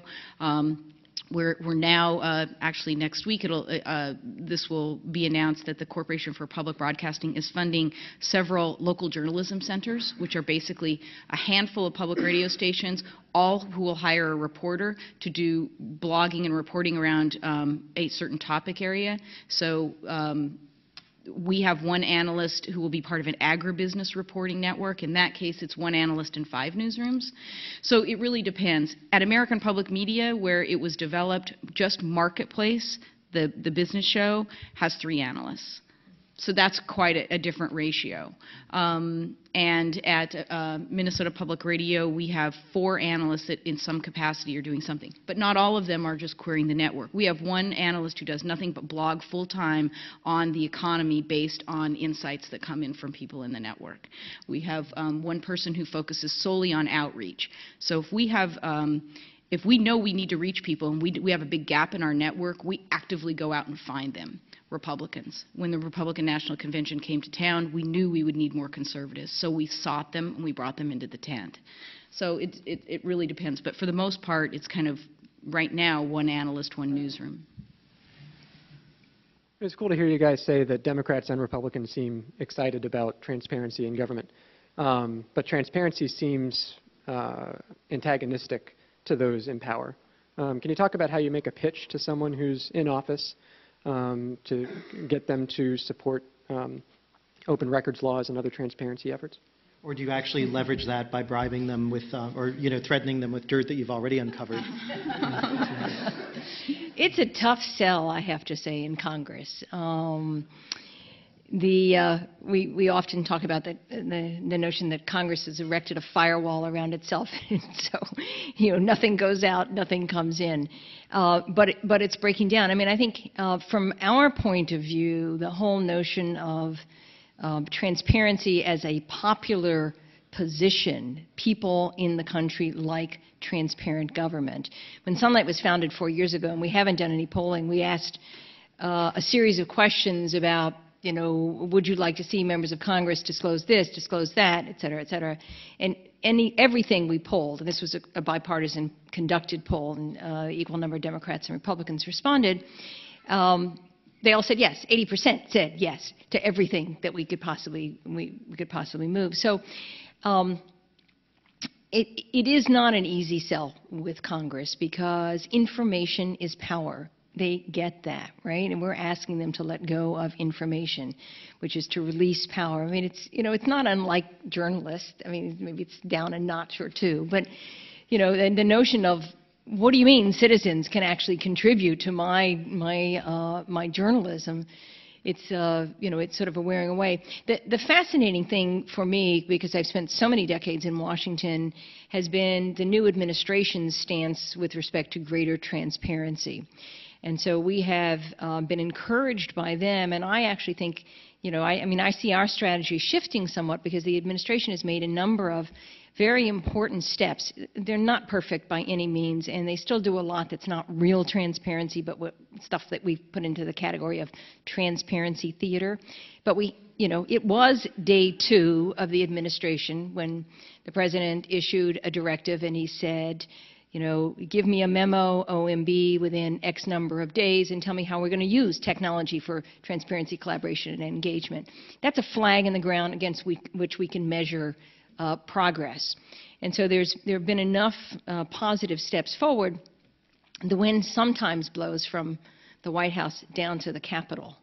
And I think that with the general cultural change of how we expect to access information, whether it's, or make an airplane reservation or order a pair of shoes or whatever we want to do online, the expectation they'll be able to know more about the government officials is having an impact on them. The argument that we would make is, A, this is a good way to connect with your constituents. B, people want this. You can't hide from it any longer. It's already public. So what we're asking you to do would just make it public a little bit faster, is still a bit of a hard sell. I mean, one very simple change we have looked for our entire 4 years is to require senators to file their campaign finance reports electronically so we would get them faster and save $250,000 a year. We cannot get this bill through the Senate. It's ridiculous and outrageous because, of course, they all keep everything. Like bar napkins, or what are the... No. It's worse than that, actually. They keep their campaign finance reports on their computers, right? So it's digitally available. They print them out. They carry them, the printed records, to the clerk of the Senate, which then ferries them down to the FEC, which then sends them out to be key punished, spending $250,000 in 6-8 weeks in delay, and then it's made available. And literally, one button, we could have it available immediately. And that's a bipartisan resistance. So on that approach, we will be asking later this year, we will try sort of a more positive approach. We're going to say, you can file your reports electronically if you so choose. And so we'll try to line up a half a dozen members who are willing to do that and begin to try to embarrass the others into moving it, since we can't move the legislation.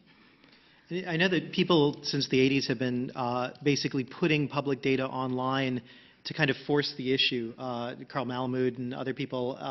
And so, I think you would probably describe part of what you're doing is advocacy work by making the data public to show that it's possible, to show that a small, not that well-funded organization can do it for a fraction of the price that in the 1990s a lot of government agencies basically hired subcontractors who would value add the sourcing of public data for a charge, and so end users ended up having to pay sometimes small funds, but when you're looking for a lot of data, 25 cents per datum gets really expensive.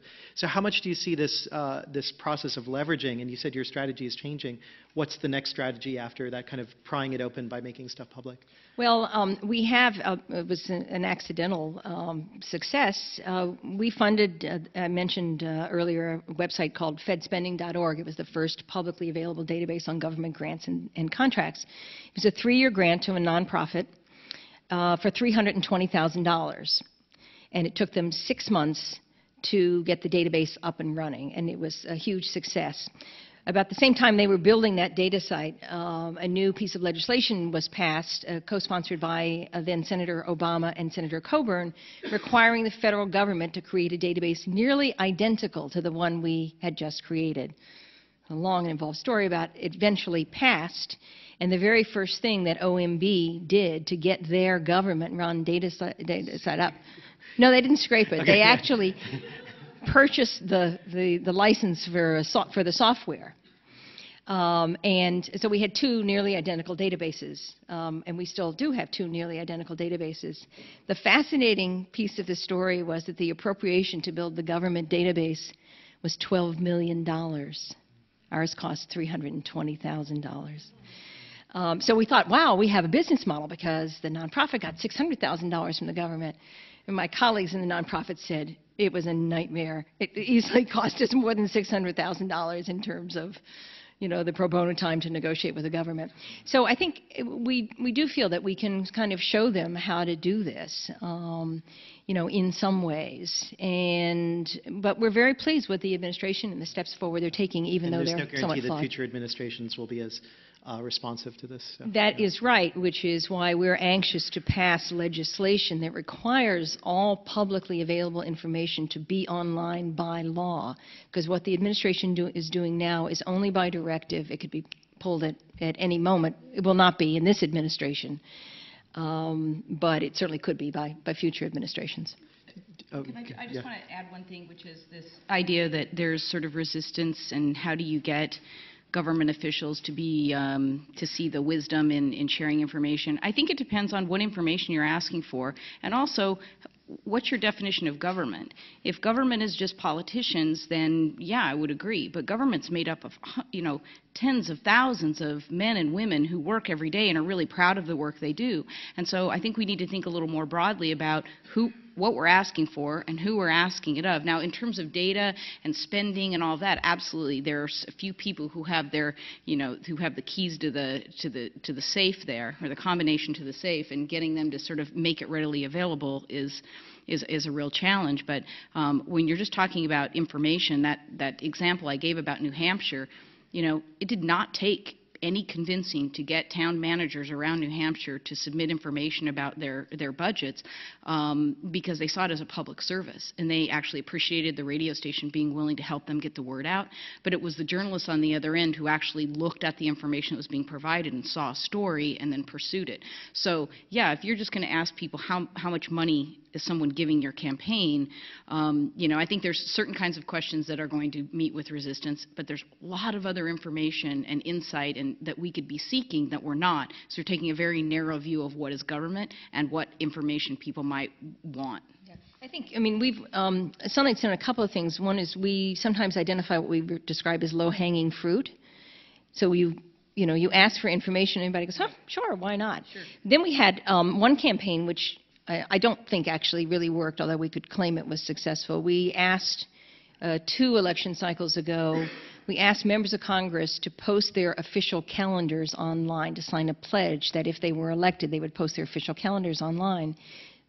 It was fascinating. We had 99 challengers sign the pledge. If I'm elected, I will post my calendar online, and 0 incumbents sign the pledge. However, there must have been something in the water, because, at the end of that election campaign, one of those challengers was elected, Kristen Gillibrand. She's now the senator from New York, and she continues to post her calendar online, which is fascinating. And now there are a handful of others, 7, 8, 9, 10 of members of Congress who will do that.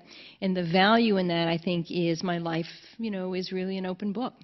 And so again, this may be overcoming this cultural resistance that we talk about, but it's not easy to change, all the history about withholding information. Did you have a question? Yeah. We were talking a little bit earlier about the difficulties that there are in getting the public engaged and wanting to be active participants. And I was wondering, this is a question for Linda, how you go about harnessing participation from the public, and whether you run into any challenges with self-selective responses. Sure. All the responses are self-selected to what we do. So we have to make sure that if we're seeking information around an issue where, whether it's contentious or not, that we're actively seeking other points of view and not just, I mean, we don't take what we hear from the network and saying, aha, that must be the story because 100 to 1, the responses came in this way versus that way. An example for that would be a few months ago, we sent out a pretty broad-based query to Lutherans in mostly Minnesota, I think, and we asked people how the decision by the ELCA to allow actively gay clergy to serve was affecting them, their congregations, and their communities. It was a pretty broad, open-ended question. And I don't know, we may have sent it to, I mean, we don't ever send one question to 83,000 people. I mean, that would be a nightmare. So we sent it to maybe, I think, 1,000 people in Minnesota or so, and we got 2,000 responses. So clearly there was a little network effect going on there. And we found out later, because you can find these things out, that it was kind of passed along with a little bit of a push behind it. Advocacy, people who want to advocate for a certain position and they want the media to take notice will say, make sure you fill this out and send it. We want them to hear our voice, which is great. Then we have to take some extra steps and go out and actually find people who have the other point of view. And it's actually a pretty good selling point when you go to an organization and you say, we're hearing a lot of this side, we really want to hear the other side. Can you help us get this survey into the hands of some of the people that you represent or some of the people we really want to hear their stories? I think the difference is that as a journalist, I often had organizations offer to put me in touch with people. And then I always felt really uncomfortable that they were kind of controlling the message behind the scenes, like they'd coach them. In this case, they're just posting a link on a website or sending it out in a newsletter. And we still get all of the raw responses back. And the other part of your question was, about engagement and getting people to kind of show up.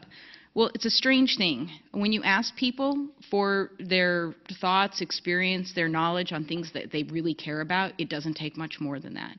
We do beta testing on subject lines, on other things, short messages, long survey forms, short survey forms. We do lots of different, we're always looking at the kind of question that will really spark a great response.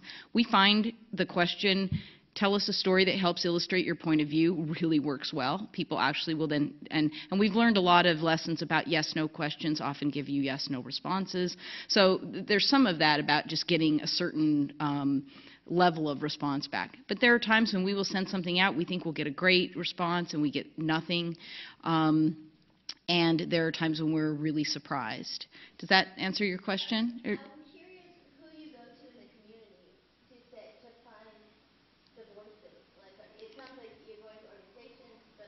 Sometimes, or individuals. I mean, people in the network themselves, we can contact them and say, we see, you mentioned that you're a member of these organizations, and we're wondering if you'd be willing to sort of, kind of contact them on our behalf. It's often not, well, here's a quick example. So when Sarah Palin was the vice presidential nominee, she made a statement that if she were in the White House, that families with special needs kids would have a friend in the White House, and that really resonated with a lot of people. And we wanted to tap into that and say, wow, these people clearly feel like their stories aren't being heard. So a few months after the election, there was a documentary on special needs families and special needs kids that was going to air in a community a few hours away. We didn't have enough advance time to get someone up to that screening, but we called the filmmaker knowing that they were probably going to stand on a stage and introduce their film. They had 400 people highly engaged on that issue, and we said, hey, would you just be willing to tell them that we want to know more about this issue, and here's the link, and it's on our website. Just get up and tell them. And within a few hours of that screening, we had 80 people respond. 80 out of 100 is a huge response rate. I mean, we usually get 5 to 10% on any given issue, but we're usually sending it to 2,000 people, so that's pretty good. That's a lot more sources than a journalist usually talks to on a given story. So a question, base curiosity, Ellen. So your work is on publicly available information. And as we discussed a bit ago, that notion of what's publicly available shifts a little bit with presidential regimes or whatever. And I noticed when you were running through your slides, one of the headers was information about a dam project was being banned or something, was a dark spot. Could you just say something about the dark areas that currently exist, areas you wish were currently available that aren't, I know the terrorist discourse has been used a lot to block public photography in some municipalities. That's information, but it's apparently secret information. What sort of stuff, what are the odd things you're finding, and what are the areas you think should be addressed that are currently dark? Interestingly, we do work mostly with publicly available information. But we're starting to say that information is not publicly available unless it's online. Just let's get over the fact, that, nothing is publicly available if you have to go to a warehouse in Maryland and dig through file cabinets or file a FOIA request, even if it's public information. So that's sort of our starting point. But we actually just funded a joint project with the Center for Public Integrity in Washington, which we're calling the Data Mine Project, to identify useful information that is not classified in any fashion and is not publicly available without a FOIA request. So what you saw on that website was one of those products, and we're blogging about it twice a week. You name your agency, there's information that you could imagine would be of use to someone that's just not publicly available. So identifying it really comes from, the person who's doing this project for us over at Center for Public Integrity is a long-time investigative journalist, and through his telephone calls, information gathering for particular stories, he ran into a data set and he said, "My God, I never knew that existed." So one of the things that we said very early on to the administration, which they did take to heart, is every agency has to do a full audit of the data they collect and how they collect it and how it's made available, because nobody knows. The agencies don't know, right? So this little pocket in this agency may be collecting X, Y, and Z, but nobody knows what they're really collecting, especially if it immediately is, if it's filed on paper and then filed, in a manila folder and then shipped off to a warehouse in Maryland. So our understanding is that as a result of the Open Government Directive on April 6th or 7th, we will have a list of we will have that audit, agency by agency, of the data that's collected and how it's made available. And then there's supposed to be some priority set for how they move that to being available online, including with public input into that on the agency's open government website pages. So they're asking for public input, which is a good thing, because the very first piece of the directive ordered all the agencies to put 3 high-value data sets onto data.gov after the first 45 or 60 days, which agencies did. And we looked at these and we said, the wild horse population from the Interior Department is a high-value data set? To whom, we said? What is with that? And then there were some other things that were equally ridiculous. And then we turned around in the government and we said, look, guys, the term high-value data set, just do away with it, because maybe we're wrong. Maybe wild horse population information is a high-value data set. But you've got to justify it. Someone may want to know that, but is it just someone? So inviting the public in to participate and say, okay, here's our laundry list. What do you think is high value? And while, again, it's not a statistical sample, you'll get some sense of, anything that deals with perhaps health and safety would be high value, to an interested citizen. So I think they're beginning to work through this, but it's not an easy process. But it starts with an audit, so we know what's available. I was in Phoenix recently and went to a spring training game with my brother, who's a vice president of a local hospital, and I just said, "Hey, Doug, what kind of information do you have to report to the state?" Do you have to report all adverse incidents? It's just, he's just telling me, but I think sometimes you can ask people who work in jobs that you think might have to report something to government, and then you have a sense of what government has. So there's sort of there's that route, but that's the thing. We probably have no idea what information is locked away that would be fascinating. And I think it starts by, finding out what do you want to know and who do you want to know it from, and then trying to find those people and gather that kind of information. And then there are clearly categories of deliberate not deliberately withholding information. So there's a lot of drug testing information. There's a lot of information out of the FDA over, this device or that device that are tested. It's not secret information. They do not publish it.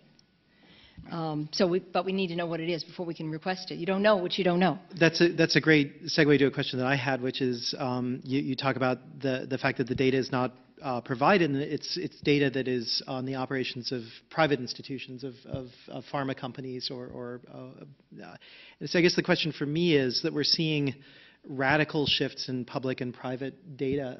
There were these safeguards put in place with things like Social Security numbers to say we want to prevent corporations from being able to use data about people that are gathered by the government. But in fact, at this point, corporations have far more data about people in the private record than the government does. So you talked about how politicians are, you want to be able to tell where their bottled water and their flowers are going.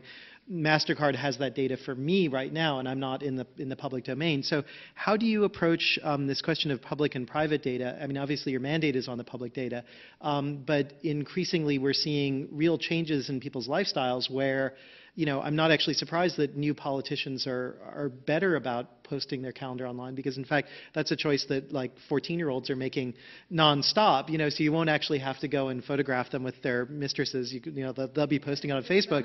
So the question then is, how do you see, as the shift between data ownership between private and public has shifted so much, how do you see that relationship, and do you think there's any room for an organization that concentrates on that? Well, there is. We're certainly well aware of the privacy concerns. Private information that may be, collected by a corporation. Let's say it was, testing, a new device that was implanted in people to do X, and it might have the patient's name there. I don't actually know whether the patient's name on whom the device was tested is reported to the FDA. I don't know that, but let's assume for the moment it is, because they may need to track that person in case there's ever a recall or problem or update. Obviously, we have to ensure that the privacy information, is redacted from the information, and then we have to trust government that what they have redacted is actually appropriate. At the moment, I don't think any of us, have that level of trust. There's an interesting story, the White House visitor logs. The administration is doing this voluntarily, and they said, we will post them, but we'll take, I think it's 90 to 120 days to scrub them, because when you go into the White House, you do give them your birth date and your Social Security number and your place of birth. So obviously, they said, we don't want that information. We want to make sure all that gets taken out. And then they said, and then we'll redact or withhold information from, for people who are visiting the first family, their personal friends, and anyone else where national security might be compromised. Like, whoa. So this is a funny story. So I have a daughter who's doing a graduate class at NYU, and she decides she's going to review the White House visitor logs. And I see her post at the end of the assignment, and she says, we have no idea how many people have been redacted. We don't know if it's 100 a month or if it's 500 a month. That's the problem with the electronic document side. Yeah. It's the problem with the electronic document side. And I thought that was a stunningly good point, which I then raised with the folks at the White House, to which they have not responded yet. So I think, the response was redacted. The response was unspoken or unprintable. So I think, we are all moving into this era, sort of step by step. And I think what, we are realizing is it's okay to try something and not have it work. It's okay to try something like recovery.gov and get data on the stimulus projects, and then realize that some of the data is just garbage. But it raises the issue of what are we doing about data quality? How do we ensure that the numbers are right? And this is a remarkable conversation to be having. I don't care whether the data is perfectly clean, but to actually see government saying, how do we do this? How do we do it in a way that's responsible? How do we do it in a way that's trustworthy? How do we do it in a way where the data is clean and available? we've never had this discussion before, and I think it really is part of everything that happens in Washington right now. Ellen, you set me up really well because I just have to know, what do you have on all these people that they seem to listen to you?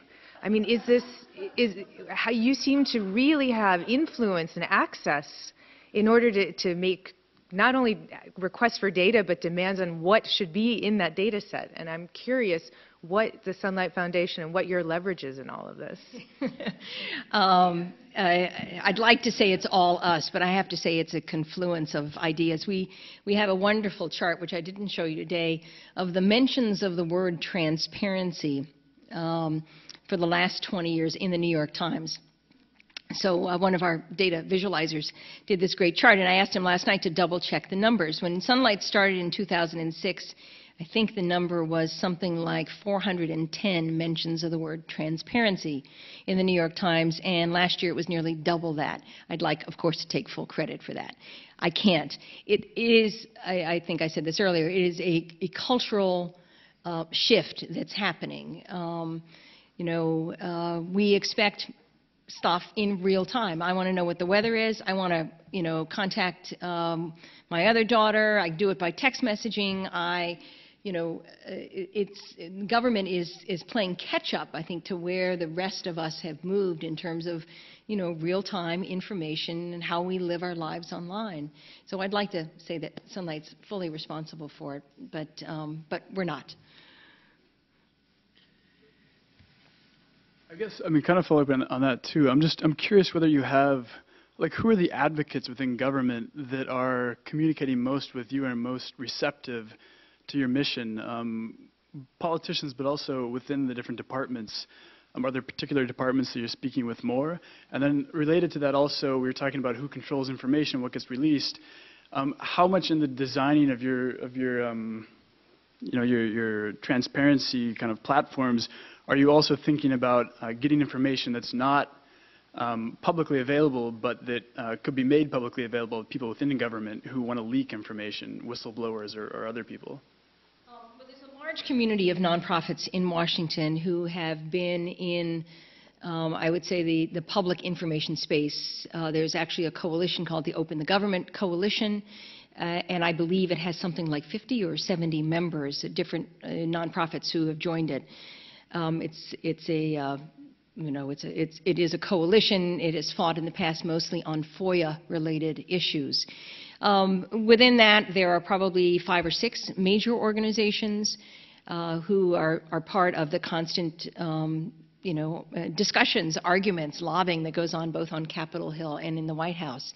What the administration did, which was rather remarkable, is they appointed a federal CIO, who was the former DC CTO, a man by the name of Vivek Kundra, who understands this space and seems to understand the politics of how you move people who are not, like the people who report to him, into this space to understand why this is important for delivering services, why it's important for economic development, why it's important for democracy. And so he has been a terrific leader alongside the federal CTO, which is a brand new position, which is headed by Anish Chopra, who likewise really understands this space. And so they, along with the White House Ethics Council, Norm Eisen, and the head of the regulatory section of OMB, Cass Sunstein, have formed a kind of very close group which have been driving these White House-based initiatives. And that's tremendous. It makes all the difference in the world. On the Hill, the allies come from across, across the spectrum. One of the early users of social media is one of the most conservative congressmen from Texas. His name is John Culberson. Direct tweeting me, at 7:30 in the morning, quick viewing, or whatever it's called, all of his meetings, his conferences, and he gets a lot of attention for it, and he gets a lot of kudos for it. And so other people look over their shoulder and they go, wow, maybe I should do that. To Nancy Pelosi, who has a very active blog, who really understands the space and has been very instrumental in some of the big successes we've had, like getting the White House expenditure reports online. So there are a lot of allies both in the House and the Senate, the Transparency Caucus that's about to be introduced. One of the most conservative members, Issa from California, one of the most recent freshman members, Quigley, Democrat from Illinois. That's actually Rahm Emanuel's seat. I mean, you see these strange bedfellow things happening all the time. So it's finding people who want to be leaders in this space. We find a lot of Republicans calling for a lot of transparency now that they're out of power. But there are plenty of Democrats, who call for it as well. So we try to walk this fine line between both of them to get something that really does make sense. I have a question. How do you deal, or how do they deal with transparency when so much of what Congress has always been protected from FOIA, so some of their own records and things like that? So I'm wondering, are we going to see a big change in that? Well, we have said that FOIA for Congress is certainly in our sights. I think it will be a long time coming, actually. So Congress is more resistant to this trend than the administration has been. There is absolutely no question about it. So that's why we want to try some of the more positive things, making sure that members who use social media, who do communicate directly, get the Rules Committee to change the rules about how they can use social media. So we launched, until a year or so ago, maybe 18 months or so ago, members of Congress were actually forbidden from using social media on their websites. So we launched a Let Our Congress Tweet campaign. I don't know, coincidence or not, they were already thinking about changing the rules, but 2 weeks later they changed the rules so members can actually tweet from the House floor. And use video and have, interactive sections of their websites. So it's just pushing open the door, a little bit at a time. I find it really interesting, not only the CTO positions that you talked about, but also in state, Alec Ross. I mean, you're really seeing, because Silicon Valley seemed to contribute quite a bit to the Obama campaign, there are a bunch of people at all kind of levels of the federal government now who represent the concerns of Google and other organizations like that. And of course, every time you get someone from industry who takes a turn in government, they create a government that's going to be a little bit better for them. And so I find this really kind of an interesting side effect of it is fascinating the State Department under Alec Ross's leadership has been terrific, and they're doing really amazing stuff. And so, we can find out. Results are in yet, but they're trying really amazing things. Yeah, they're trying. And I think the fact that government is being allowed, that people inside government are allowed to become experimental the same way that we on the outside just well, try that, didn't work, or we tried that and wow, what a success.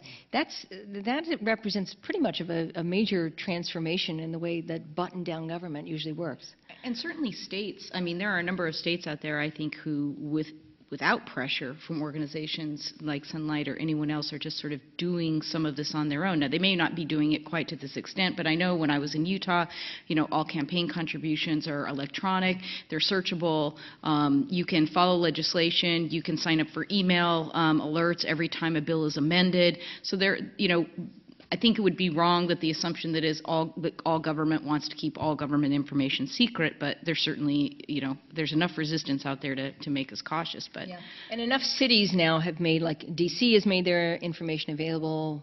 San Francisco has made their information available. I'm trying to think. I know that there are at least another half a dozen cities that are moving in the same direction following D.C. and San Francisco so that citizens can have access to information that they want, whether it's information on bus stops or city parks that need repair or, whatever all information is Did local. we answer your question on whistleblowing, though?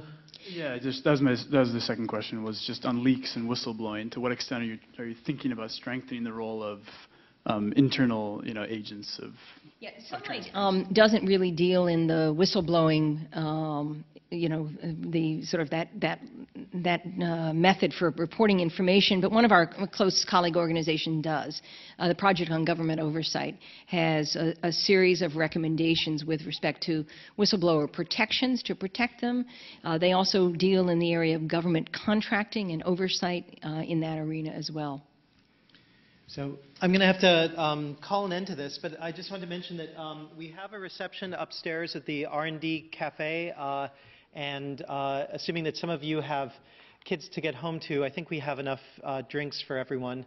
So please come up to the, please come upstairs. I also wanted to mention, I mean, if there had been more time, I actually would have asked you both about taking these models that are working really well in the United States internationally, and the State Department seemed like a good segue, but we don't have time for that. But so the segue that I'll make is that April 15th we have another communications forum. This will be hosted by Ethan Zuckerman. If you don't know him, he runs Global Voices, or was involved in the founding of Global Voices. He founded Geek Corps, the kind of Peace Corps for geeks, and is really tied into a lot of these questions about transparency, accountability, citizen journalism internationally. And so that session is going to be quite different. He's basically going to be bringing in by Skype people from around the world for like 5 or 10 minute sections. People are involved in the Twitter revolution in Moldova or in Iran. People are involved in developing Ushahidi in Kenya. So it's going to be kind of a low res. Everyone's going to sound like robots, but a very, very wide cast question about civic media in different places, April 15th, same time, same place. So thank you so much for coming out, and come on up and have a drink with us.